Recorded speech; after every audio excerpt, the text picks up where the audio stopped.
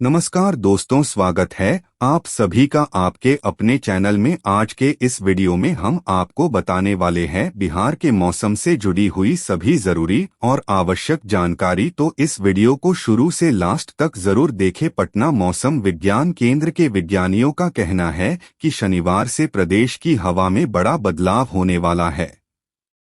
राज्य में पछुआ का प्रवाह शुरू होने की उम्मीद है। उसके बाद राज्य के मौसम में व्यापक रूप से सुधार होगा।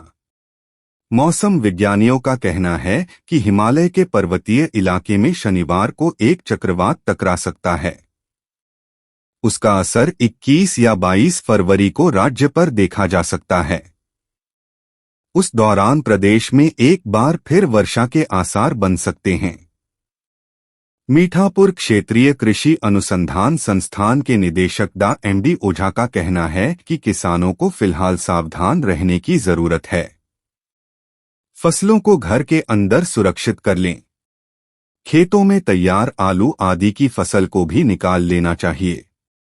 वर्षा के बाद आम एवं लीची के पौधे पर दवाओं का छिड़काव करना भी पौधे के लिए लाभदायक साबित हो सकता है।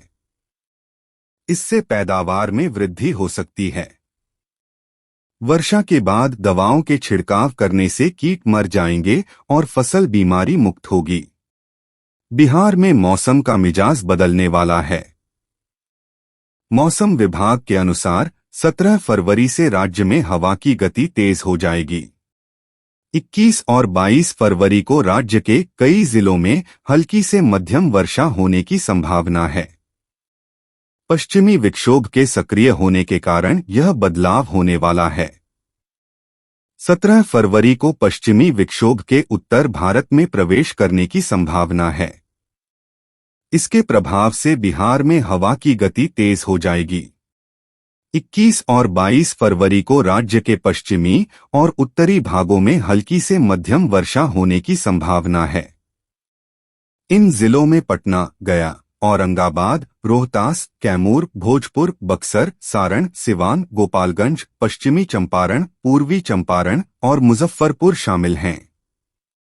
इस दौरान राज्य में अधिकतम तापमान 25 डिग्री सेल्सियस और न्यूनतम तापमान 10 डिग्री सेल्सियस के आसपास रहने की संभावना है। राज्य में अगले कुछ दिनों में बादल छाए रहेंगे। राज्य में किसानों को सलाह दी गई है कि वे मौसम का पूर्वानुमान देखकर ही अपनी फसलों की कटाई करें। मौसम विभाग ने किसानों को सलाह दी है कि वे अपनी फसलों की सुरक्षा के लिए आवश्यक उपाय करें। मौसम विभाग ने लोगों को सलाह दी है कि वे बारिश के दौरान सतर्क रहें और अनावश्यक यात्रा से बचें। फरवरी खत्म होने में अब बस कुछ ही दिन बचा हुआ है, लेकिन अभी भी सुबह और शाम में कनकनी बढ़ी हुई है। मौसम वैज्ञानिक इस कनकनी को आगे भी जारी रहने की आशंका जता रहे हैं। अब हवा का रुख जल्द ही बदलने वाला है। धीरे धीरे उत्तर पश्चिमी हवाएं बिहार में प्रवेश कर रही हैं। फिलहाल सुबह में कोहरा, दिन चढ़ते ही धूप और शाम ढलते कनकनी का एहसास हो रहा है। दिन के साथ रात के तापमान में भी बढ़ोतरी जारी है। आने वाले दिनों में भी मौसम का मिजाज ऐसा ही रहने वाला है। वायुमंडल का निचली सतह साफ रहने के कारण आने वाले दिनों में भी सुबह में कोहरा और बाद में धूप मिलती रहेगी। 17 फरवरी के बाद हवा की दिशा में परिवर्तन आने की संभावना है। नया पश्चिमी विक्षोभ 17 फरवरी तक पश्चिम हिमालय तक पहुंचेगा। आने वाले दिनों में पर्वतीय क्षेत्रों में बारिश के साथ बर्फबारी होने का पूर्वानुमान है। इसका प्रभाव बिहार में भी देखने को मिल सकता है। 20-21 फरवरी के बीच फिर से बारिश होने की संभावना है। उसके पहले अधिकतम और न्यूनतम तापमान में कोई विशेष परिवर्तन होने की संभावना नहीं है। राजधानी सहित प्रदेश में शनिवार से हवा के रुख में बदलाव होगा। उत्तर पश्चिमी हवा की जगह पूर्वा हवा चलने के आसार हैं। मौसम विभाग के अनुसार शनिवार की शाम या रात में एक मजबूत पश्चिमी विक्षोभ आने की प्रबल संभावना है। पश्चिमी विक्षोभ के दस्तक देते ही प्रदेश में हवा का रुख बदल जाएगा। इस दौरान सुबह से शाम तक उत्तर पश्चिमी हवा की गति तेज रहने की संभावना है। 17 से 20 फरवरी के बीच लगातार अंतराल पर 2 या 3 पश्चिमी विक्षोभ आने की संभावना है, जिस कारण 20 फरवरी तक अधिकतम और न्यूनतम तापमान में मामूली वृद्धि होगी।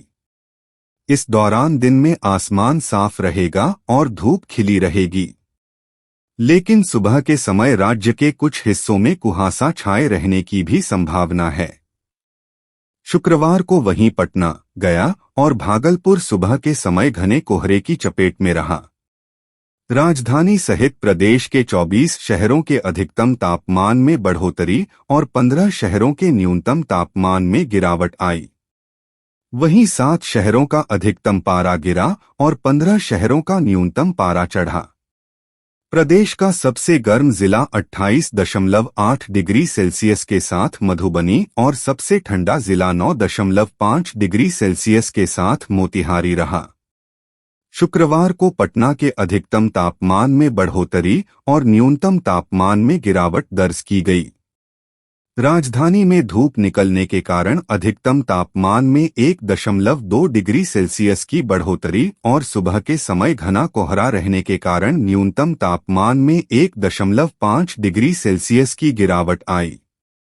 पटना का न्यूनतम तापमान 14 और अधिकतम तापमान 27.1 डिग्री रहा। प्रदेश के मौसम में बदलाव जारी है। शनिवार से हवा की दिशा में बदलाव के आसार हैं। शनिवार से पछुआ की गति तेज होने के साथ साथ वातावरण में सुबह शाम ठंड में वृद्धि हो सकती है। दोपहर में धूप निकलने के बाद वातावरण सामान्य रहेगा। रात में ठंड के प्रति लोगों को सावधान रहना बहुत जरूरी है। लोगों की जरा सी लापरवाही बीमार बना सकती है। शुक्रवार को मधुबनी राज्य का सर्वाधिक गर्म स्थान रहा। वहां पर अधिकतम तापमान 29.3 डिग्री सेल्सियस रिकॉर्ड किया गया। वहीं न्यूनतम तापमान मोतिहारी में रिकॉर्ड किया गया। वहां पर 9.5 डिग्री सेल्सियस तापमान रिकॉर्ड किया गया। शुक्रवार को पटना, गया एवं भागलपुर में घना कोहरा छाया रहा। मौसम विभाग के अनुसार चक्रवर्ती परिसंचरण मध्य प्रदेश के ऊपर बना हुआ था। उसका प्रभाव कम हो गया है। इसके बावजूद 15 फरवरी तक बिहार में शीतकालीन वर्षा सामान्य से 28% की कमी देखी जा रही है, लेकिन बिहार के दक्षिण पश्चिमी भागों के प्रत्येक जिलों में सामान्य से अधिक वर्षा हुई है। तापमान की बात करें तो अधिकतम तापमान 22 से 24 डिग्री सेल्सियस के बीच एवं न्यूनतम तापमान 12 से 14 डिग्री सेल्सियस के बीच राज्य के अधिकांश जिलों पर रहा। सर्दियों के दौरान किसान रबी फसल की खेती करते हैं। इन फसलों के लिए तापमान 15 से 25 डिग्री सेल्सियस अच्छी मानी जाती है। पश्चिमी विक्षोभ 17 फरवरी को पश्चिम हिमालय तक पहुंचेगा। पर्वतीय क्षेत्रों में वर्षा के साथ बर्फबारी होने का पूर्वानुमान है। हालांकि बिहार इस मौसम गतिविधि के केंद्र से काफी दूर है। राज्य के उत्तर मध्य और उत्तर पूर्व इलाकों में घने कोहरा का असर देखा जा रहा है। वहीं पिछले 24 घंटे के दौरान औरंगाबाद के रफीगंज में 58.6, नवादा में 21.5, मदनपुर में 21.4, मोहनिया में 19.8, जहानाबाद में 19.8, तरही में 19.8, अरवल में 18.8, पटना के बिठा में 18.8 और भभुआ में 19.6 मिलीमीटर बारिश हुई। मौसम विज्ञान केंद्र पटना के अनुसार राज्य में न्यूनतम तापमान सामान्य से 4 से 5 डिग्री ऊपर चला गया है, जबकि अधिकतम तापमान में गिरावट आई है। रोहतास, आरा और गया जिले में कई स्थानों पर ओलावृष्टि हुई। ओलावृष्टि से फसलों को नुकसान पहुंचा है।